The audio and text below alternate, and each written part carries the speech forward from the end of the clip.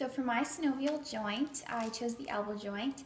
I first made the femur just because I wanted to make sure that it came out properly because I made it out of clay and then I had to bake it for an hour. I also used blue clay just to show certain landmarks and just other spots that I wanted to be able to show a little bit more. So I did the greater tubercle and the lesser tubercle and the medial epicondyle and the lateral epicondyle. And I also used a hinge-like metal piece, so this will hopefully attach them properly.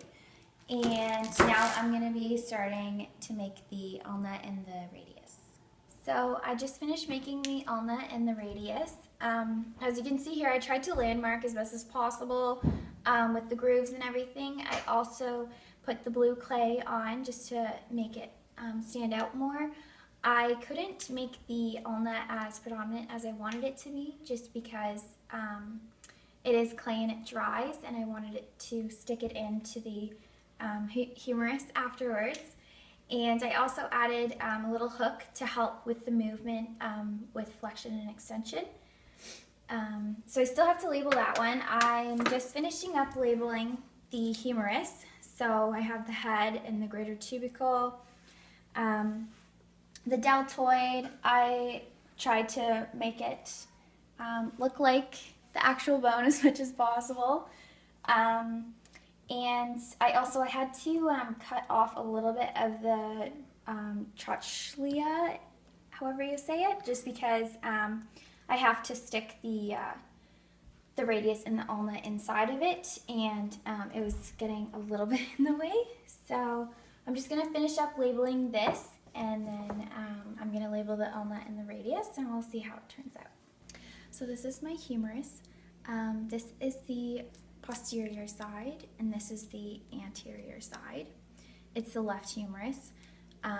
So what it does is, it's called a long bone, and it connects the shoulder to the lower arm, and to make the elbow, it connects to the ulna. So I have here in the green the bones and the landmarks. So I guess I'll describe those for you. So in the proximal region, there is the head, which projects medially, and it's connected to the tubercle by the anatomical neck, right around here. There is the greater tubercle, which is laterally, and it's an attachment site for the shoulder muscles. The lesser tubercle, which is on the anterior side, over here, it's smaller, and it's medially located on the bone.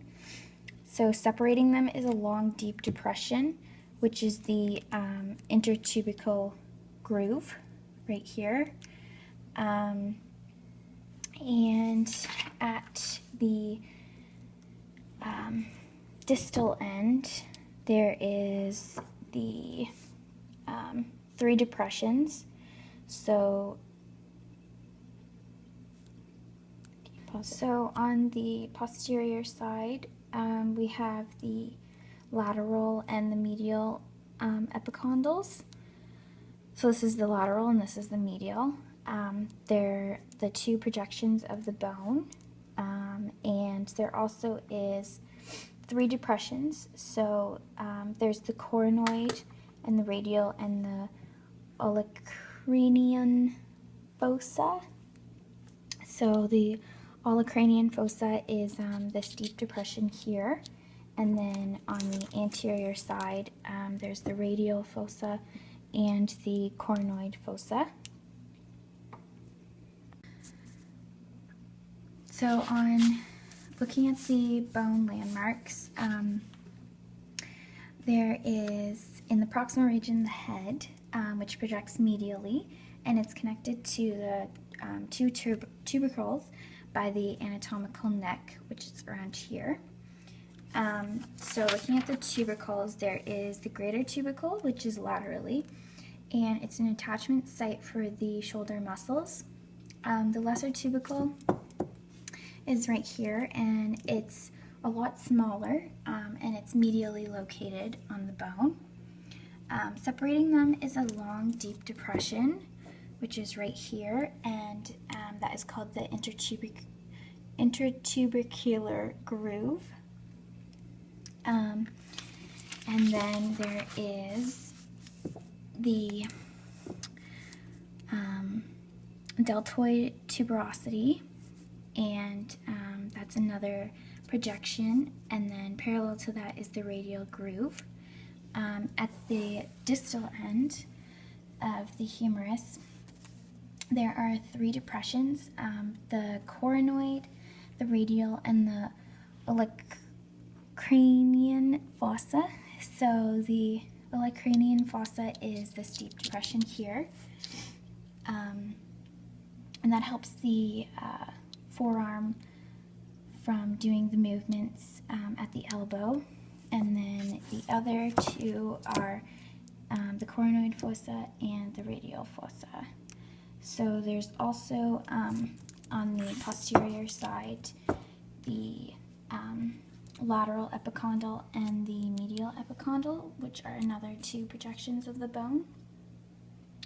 At the distal end, there is the trochlea, which I had to cut off a little bit part of it just so that the bone can connect to each other. And then lateral to it is the capitulum, which is over here, and that articulates at the radius. So some muscles include the coracobrachialis, which is located around here on the humerus. It's an agonist muscle, and it helps to flex and adduct the arm. Another muscle is the deltoid, which is located around here. It's another agonist muscle, and it helps with medial and lateral rotation. There is the biceps brachii, which is located on the lateral side, and it's a supinator and flexor of the arm. And then there is the triceps brachii, and it's an arm extensor. There is the brachialis, which is located around here, and that is a pronator and an arm flexor. There also is the